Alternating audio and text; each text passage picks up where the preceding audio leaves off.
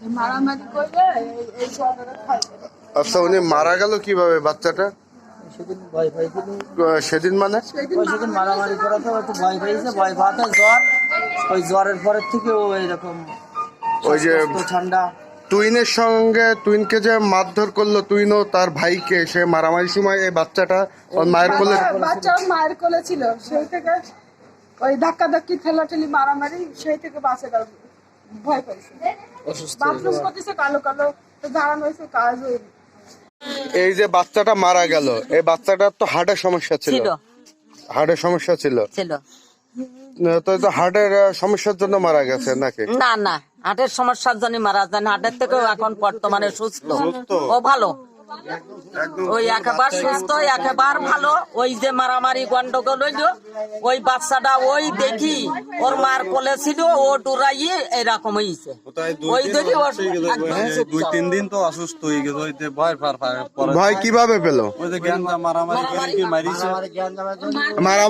মারামারির সময় বাচ্চা কোথায় ছিল? হ্যাঁ, ওর মারে লাঠিতে বাড়ি দিল, ওর মার নাক কাটিতে চাইছে গাতে। ওর মার বেটে মেরিছে, ওর বাপের মেরিছে, ওর চাচার মেরিতে, মারার পরে তো বাচ্চা তো ভয়তে এরকমই। আর সবার তো বাচ্চাকে কি করেছে? বাচ্চা ঘরের মধ্যে নামাইতেছে ওই জায়গায়, যখন ওই বাড়িতে ওর মা এই জায়গাতে বাড়িতেছে, বাড়ি দেওয়ার সাথে সাথে ওর মা বাচ্চা ওই ঘরের ভিতরে দিতেছে। ওর মার মুখে এই জায়গাতে না খাই জায়গাতে ফাইল করা ছিল। আপনার বাচ্চা কবে থেকে অসুস্থ? এই যে জ্ঞান দেওয়ার পরের থেকে অসুস্থ হয়ে গেছে বেশি। ওই যে মারামারি যেটা হয়েছিল গত শুক্রবারে, সেখান থেকে মারামারির সময় বাচ্চাটা কোথায় ছিল?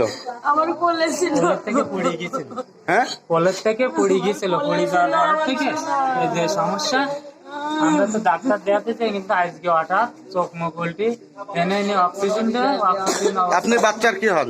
আমি বাচ্চা, আমার ছেলে, আমার ছেলে। আমি বোনের বুঝতে পারছি গো মা। ওরে আল্লাহ, নদী কিলাই।